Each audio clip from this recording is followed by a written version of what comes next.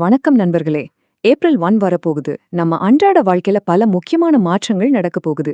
பேங்க்ல இருந்து சொத்து வாங்குறது வரைக்கும் மொத்தம் 15 மாற்றங்கள் வர இருக்கு.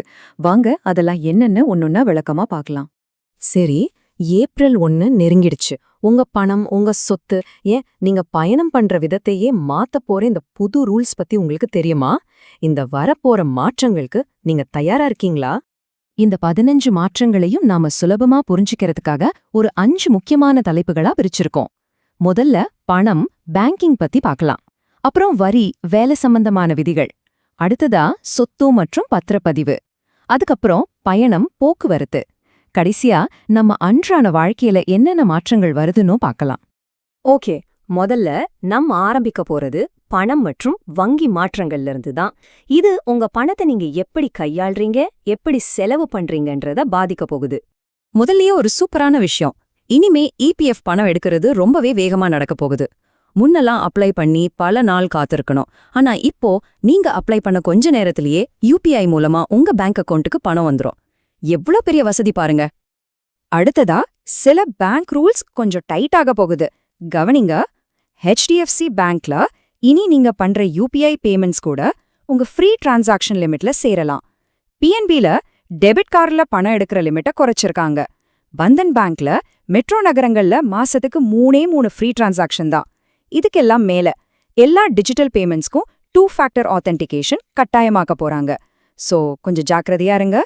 சரி, பேங்கிங் முடிஞ்சது. அடுத்து நாம பார்க்க போறது வரி மற்றும் வேலைவாய்ப்பு சம்பந்தமான விதிகள். இந்த மாற்றங்கள் உங்க சம்பளம், வரிய எப்படி பாதிக்கும்னு பார்க்கலாம். இது ரொம்ப முக்கியமான ஒரு மாற்றம் வேலை பார்க்குற எல்லாருக்குமே. இனிமே நீங்க வேலைய ராஜினாமா செஞ்சாலும் சரி, இல்ல உங்களை வேலைய விட்டு எடுத்தாலும் சரி, 2 நாள்ல, ஆமாங்க, வெறும் 2 ஒர்க்கிங் டேஸ்ல உங்க முழு செட்டில்மெண்ட்டையும் கம்பெனி கொடுத்தாகணும். இனி மாசக்கணக்குல அலைய வேண்டியதில்ல. அடுத்து சம்பளம் வாங்குற பெற்றோருக்கு ஒரு செம ஹாப்பி நியூஸ். குழந்தைங்களோட படிப்பு செலவுக்கான வரி விலக்கு பல மடங்கு அதிகரிச்சிருக்கு.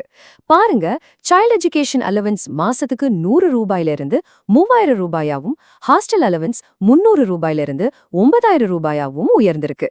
இது உண்மையிலே ஒரு பெரிய நிவாரணம். கம்பெனி கார் வச்சிருக்கீங்களா? அப்போ இத கேளுங்க. முன்னாடி கம்பெனி காருக்கான வரி கணக்கு ரொம்ப சிக்கலா இருந்துச்சு. இனிமே அப்படி இல்ல. காரோட என்ஜின் சைஸை பொறுத்து மாசம் ஒரு ஃபிக்ஸட் அமௌண்ட் வரியா கட்டினா போதும். உதாரணத்துக்கு 1.6 லிட்டர் கம்மியா இருந்தா 5000, கூடவே டிரைவர் கொடுத்தா அதுக்கு ஒரு 3000 ரூபாய்.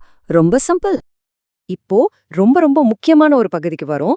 நீங்க சொத்து வாங்கவோ விற்கவோ பிளான் பண்ணிருந்தீங்கன்னா இது ரொம்ப கவனமா கேளுங்க. இந்த மாற்றங்களை பத்தி தெரியாதவங்க கடைசி நேரத்துல பெரிய பண நஷ்டத்தை சந்திக்க வாய்ப்பிருக்கு. இது ஒரு நேரடியான எச்சரிக்கைன்னு சொல்லலாம். அதனால டைம்க்கு முன்னாடியே முழிச்சுக்கிறது ரொம்ப நல்லது. ஏன் அவ்வளவு அவசரப்படுத்துறேன்னு கேக்குறீங்களா? ஏன்னா மார்ச் 31ஆம் தேதி தான் கடைசி நாள். ஏப்ரல் 1லிருந்து அரசாங்கம் சொத்துக்கான வழிகாட்டி மதிப்பையும் முத்திரைத்தாள் வரியையும் ஏத்த போறாங்க. அதனால நீங்க ஏதாவது பத்திரப்பதிவு பண்ண வேண்டியிருந்தா மார்ச் 31க்குள்ள முடிச்சிடுங்க. அப்போதான் அதிக செலவை தவிர்க்க முடியும். ஆனா இதுல ஒரு சின்ன ரிலாக்ஸேஷனும் இருக்கு. முன்னாடி 10 லட்சம் ரூபாய்க்கு மேல சொத்து வாங்கினா பான் கார்டு கட்டாயம்.